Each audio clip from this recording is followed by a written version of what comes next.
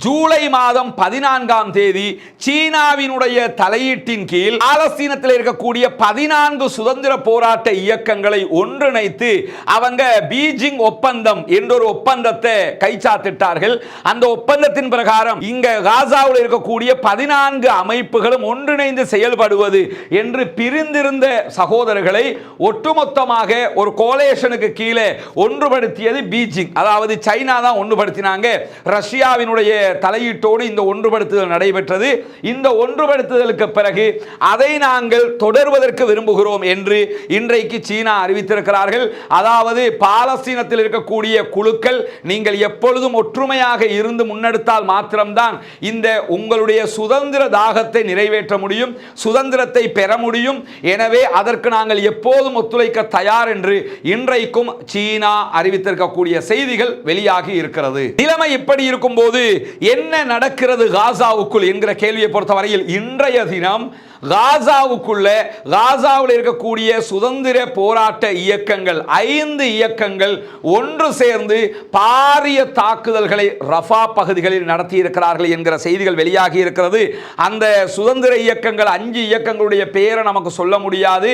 ஏற்கனவே நம்ம பல விடுத்தங்கள் சொன்ன இயக்கங்களுடைய பெயர்கள் தான். மொத்தமாக 5 இயக்கங்கள் இன்றைக்கு ஒன்று சேர்ந்து இஸ்ரேலிய ஆக்கிரமிப்பு பயங்கரவாத இராணுவத்திற்கு எதிராக பாரிய மோட்டார் தாக்குதல்கள், தாக்குதல்கள், ஏவுகணை தாக்குதல்களை நடத்தி இருப்பது மட்டுமல்லாமல் ஸ்னைப்பர் அட்டாக்கும் செய்திருக்கிறார்கள், ஸ்னைப்பர் தாக்குதல்களையும் நடத்தி இருக்கிறார்கள் என்கிற செய்திகள் இன்றைக்கு வெளியாகி இருக்கிறது. ISW, CTP ஆகிய வார் கண்காணிக்கிற அமைப்புகள் கூட இந்த செய்திகளை வெளியிட்டிருக்கிறார்கள். அதே நேரத்தில் கிழக்கு ரஃபா பகுதிகளில் அமைந்திருக்கக்கூடிய யாஃப்னா அகதிகள் முகாம் பகுதிகளில் இருந்த இஸ்ரேலிய ராணுவத்திற்கு எதிராக அங்கிருக்கக்கூடிய தேசிய எதிர்ப்பு படையணிகள், சுதந்திர போராட்ட குழுக்கள் மேலதிகமாக ராக்கெட் தாக்குதல்களை நடத்தி இருக்கிறார்கள், மோட்டார் குண்டு தாக்குதல்களை எல்லாம் நடத்தி இருக்கிறார்கள் என்கிற செய்திகளும் இன்றைக்கு வெளியாகி இருக்கிற அதே நேரத்தில் தெற்கு இஸ்ரேல் பகுதிகளில் இருக்கக்கூடிய மாஸ் என்கிற இஸ்ரேலுடைய ராணுவ முகாம் மீது பாலஸ்தீன சுதந்திர போராட்ட இயக்கத்தினர் இன்றைக்கு பாரிய ஏவுகணை தாக்குதல்களை நடத்தி இருக்கிறார்கள்.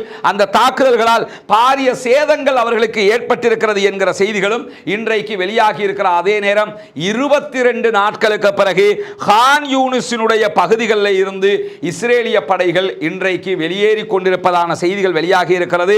இஸ்ரேலிய படைகள் கான் யூனிஸினுடைய சில பகுதிகளில் இருந்து வெளியேற தொடங்கியதற்கு பிறகு அங்கிருக்கக்கூடிய ரெட் கிரசன்ட் சொசைட்டி, செம்பிறை சங்கத்தை சேர்ந்த ஊழியர்கள், சகோதரர்கள் உடனடியாக தாக்குதல் நடைபெற்ற பகுதிகளில் மரணித்து வீழ்த்தப்பட்டிருக்கக்கூடிய, கொன்று குவிக்கப்பட்டிருக்கக்கூடிய அப்பாவி சகோதரர்களுடைய உடல்களை சேகரிக்க ஆரம்பித்திருக்கிறார்கள்.